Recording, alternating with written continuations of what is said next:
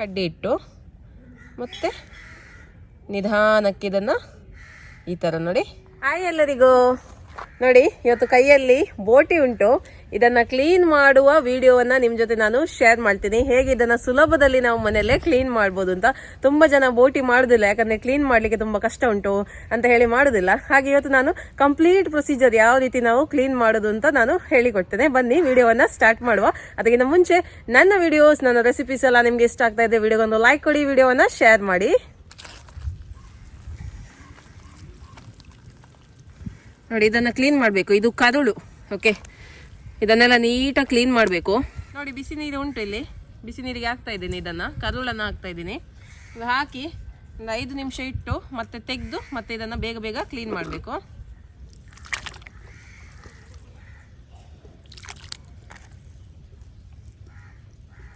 ಬಿಸಿ ನೀರಲ್ಲಿ ಹಾಕಿ ಮಾಡೋದ್ರಿಂದ ನಮಗೆ ಇದರ ಹೊರಗಿರುವ ಈ ಲೇಯರ್ ನೋಡಿ ಬೇಗನೆ ತೆಗಿಬೋದು. ಕೆಲವರು ಸುಣ್ಣ ಎಲ್ಲ ಹಾಕಿ ತೆಗಿತಾರೆ, ಅದಕ್ಕಿಂತ ಇದು ಬೆಸ್ಟ್ ಅಂತ ಹೇಳ್ಬೋದು. ಸುಣ್ಣ ಹಾಕುವುದಕ್ಕಿಂತ ಹೀಗೆ ಮಾಡಿದರೆ ಉತ್ತಮ. ಈಗ ಇದೊಂದು 5 ನಿಮಿಷ ಆಗಿದೆ, ಇದನ್ನು ತೆಗೆಯುವ. ಸ್ವಲ್ಪ ಬಿಸಿ ಉಂಟು, ಆದರೆ ಕೂಡ ನಾವು ಬೇಗ ಬೇಗ ಮಾಡಬೇಕು. ಈಗ ತೆಗೆಯುವ, ತೆಗೆದು ಕ್ಲೀನ್ ಮಾಡುವ.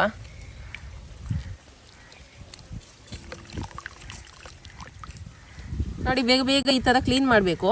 ಬಿಸಿ ಉಂಟು ಆದರೆ ಕೂಡ ಎಷ್ಟು ಬೇಗ ಮಾಡ್ತೀವಿ ಅಷ್ಟು ಒಳ್ಳೆಯದು. ಬೇಗ ಬೇಗ ತೆಗಿಬೇಕು. ಕೈ ಹಾಕಲಿಕ್ಕೆ ಆಗದಿದ್ದರೆ ಚಾಕುವಿನಲ್ಲಿ ಈ ಥರ ತೆಗಿಬೋದು, ಸುಲಭದಲ್ಲಿ ಬರ್ತದೆ. ನೋಡಿ, ಸುಣ್ಣ ಅದು ಇದು ಎಂತ ಬೇಡ, ಕ್ಲೀನಾಗಿ ಬರುತ್ತೆ.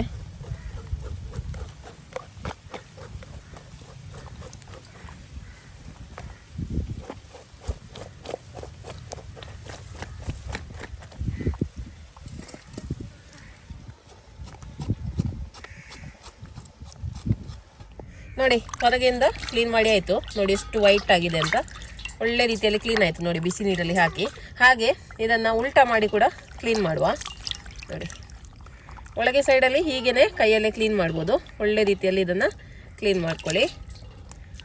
ಚಾಕುವಿನ ಸಹಾಯದಿಂದ ಅಥವಾ ಕೈಯಲ್ಲಿ ಒಳ್ಳೆ ರೀತಿಯಲ್ಲಿ ಕ್ಲೀನ್ ಮಾಡಿಡುವ.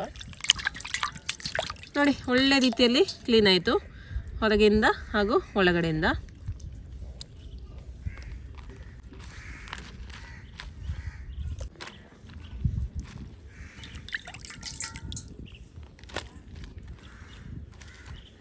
ಈಗ ಈ ಚಿಕ್ಕ ಚಿಕ್ಕ ಟ್ಯೂಬ್ಸ್ ಇರ್ತಲ್ಲ, ಚಿಕ್ಕ ಕರುಳು, ಇದನ್ನ ಕ್ಲೀನ್ ಮಾಡುವ. ಇದು ಸುಮಾರು ಜನರಿಗೆ ಗೊತ್ತಿಲ್ಲ. ಖಾಲಿ ಹೀಗೆ ನೀರಲ್ಲಿ ತೊಳೆದ್ರೆ ಆಗುದಿಲ್ಲ, ಇದನ್ನ ಉಲ್ಟಾ ಮಾಡಬೇಕು. ಅಂದ್ರೆ ಒಳಗಿಂದ ಕ್ಲೀನ್ ಮಾಡಬೇಕು, ಇಲ್ಲಾಂದ್ರೆ ಗಲೀಜಿದು.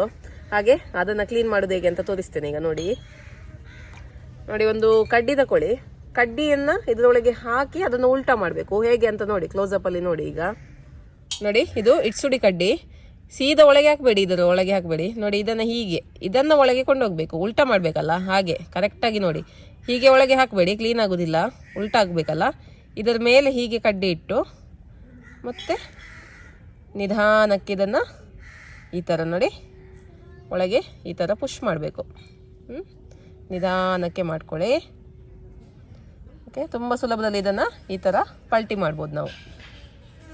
ಒಳಗಿಂದ ಕ್ಲೀನ್ ಆಗಬೇಕಲ್ವಾ, ಇಲ್ಲಾಂದರೆ ಕ್ಲೀನ್ ಆಗಲ್ಲ. ನಾವೇನು ಮಾಡ್ತೀವಿ, ಖಾಲಿ ಹೊರಗಡೆಯಿಂದ ಹೀಗೆ ಕ್ಲೀನ್ ಮಾಡಿದರೆ ಒಳಗೆ ಕ್ಲೀನ್ ಆಗೋದಿಲ್ಲ.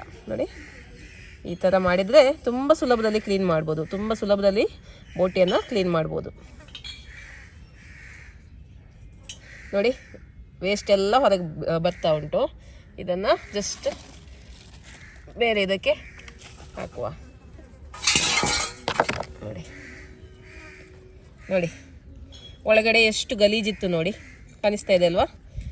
ಮತ್ತು ಇದನ್ನು ಈ ಥರ ಎಳೆದ್ರೆ ನೋಡಿ ಪಲ್ಟಿ ಆಯಿತು. ನೋಡಿ, ಈಗ ಕರುಳು ಪಲ್ಟಿ ಆಯಿತು.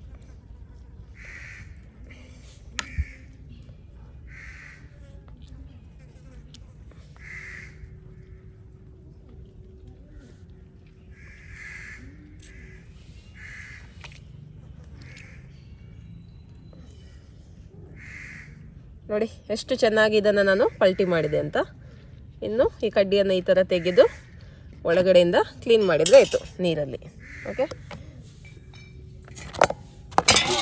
2-3 ಸತಿ ಇದನ್ನು ಕ್ಲೀನ್ ಮಾಡಬೇಕು ಚಂದ ಮಾಡಿ. ಅರ್ಥ ಆಯ್ತಲ್ವಾ? ಇದನ್ನು 3-4 ಸತಿ 5 ಸತಿ ತೊಳೆದ್ರೂ ಪರವಾಗಿಲ್ಲ. ಒಳ್ಳೆ ರೀತಿಯಲ್ಲಿ ಇದನ್ನು ಮಾತ್ರ ಕ್ಲೀನ್ ಮಾಡಬೇಕು. ಇದು ಕ್ಲೀನ್ ಮಾಡಲಿಕ್ಕೆ ಬಹಳಷ್ಟು ಜನರಿಗೆ ಗೊತ್ತಿಲ್ಲ. ಕಡ್ಡಿ ಹಾಕಿ ಮಾಡಿದರೆ ಮಾತ್ರ ನಿಮಗೆ ಕ್ಲೀನ್ ಆಗುತ್ತೆ, ಇಲ್ಲಾಂದರೆ ಕ್ಲೀನೇ ಆಗಲ್ಲ. ಬರೀ ಹೊರಗಡೆಯಿಂದ ಕ್ಲೀನ್ ಆಗುತ್ತೆ, ಒಳಗೆ ಕ್ಲೀನ್ ಆಗಬೇಕಿದು. ಓಕೆ, ಮತ್ತೆ ಇದನ್ನು ತೊಳಿಲಿಕ್ಕುಂಟು. ಈಗ ಜಸ್ಟ್ ಈಗ ಪಲ್ಟಿ ಮಾಡಿ ಸ್ವಲ್ಪ ಕ್ಲೀನ್ ಮಾಡಿ ಇಡ್ತಾ ಇದ್ದೀನಿ ನೋಡಿ. ಈಗ ಎಲ್ಲ ಕ್ಲೀನ್ ಮಾಡಿ ಆಯಿತು. ಇದನ್ನು ಕೂಡ ಇದರೊಳಗೆ ಸ್ವಲ್ಪ ನೀರು ಹಾಕಿ ಸ್ವಲ್ಪ ತೊಳೆದಿದ್ದೀನಿ, ಹೊರಗಿಂದ ಸ್ವಲ್ಪ ಕ್ಲೀನ್ ಮಾಡಿದ್ದೀನಿ. ಈಗ ಇದನ್ನು ಬೇಯಿಸುವ. ಓಕೆ, ಈಗ ಇದನ್ನು ಬೇಯಿಸ್ಲಿಕ್ಕೆ ಇಡುವ.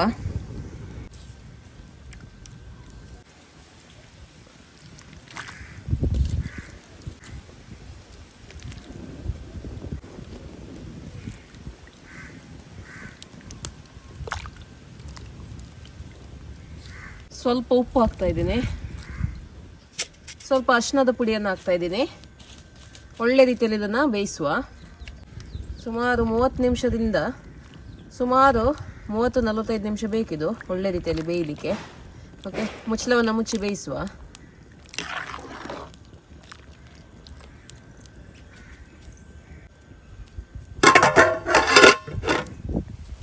ನೋಡಿ, ಸುಮಾರು 3/4 ಗಂಟೆ ಆಯಿತು ಇದನ್ನು ಬೇಯಿಸ್ಲಿಕ್ಕೆ ಇಟ್ಟು. ಇನ್ನು ಇದನ್ನು ತೆಗೆದು ಬಿಡುವ. ಇದು ಬೆಂದಿದೆ ಒಳ್ಳೆ ರೀತಿಯಲ್ಲಿ, ತೆಗೆದು ಬಿಡುವ.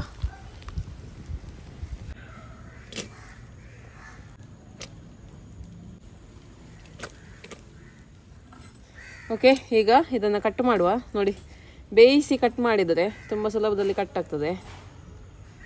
ನಿಮಗೆ ಯಾವ ಸೈಜ್ ಬೇಕು ಆ ಸೈಜಿಗೆ ಕಟ್ ಮಾಡ್ಕೊಳ್ಳಿ.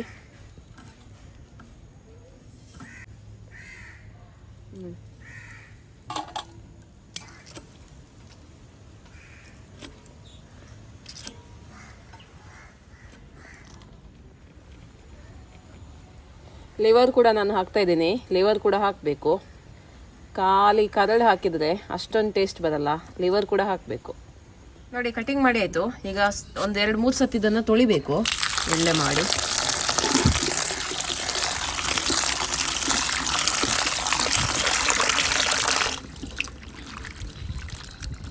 ಒಳ್ಳೆ ಕ್ಲೀನ್ ಆಗ್ತದೆ ಈ ಥರ ನಾವು ಕಟ್ಟಿಂಗ್ ಮಾಡಿ ಕ್ಲೀನ್ ತೊಳೆದ್ರೆ. ಹೀಗೆ 3-4 ಸತಿ ಅಥವಾ 5 ಸತಿ ತೊಳೆದ್ರೂ ಪರವಾಗಿಲ್ಲ, ಒಳ್ಳೆ ಕ್ಲೀನ್ ಆಗಲಿ ಮಾತ್ರ.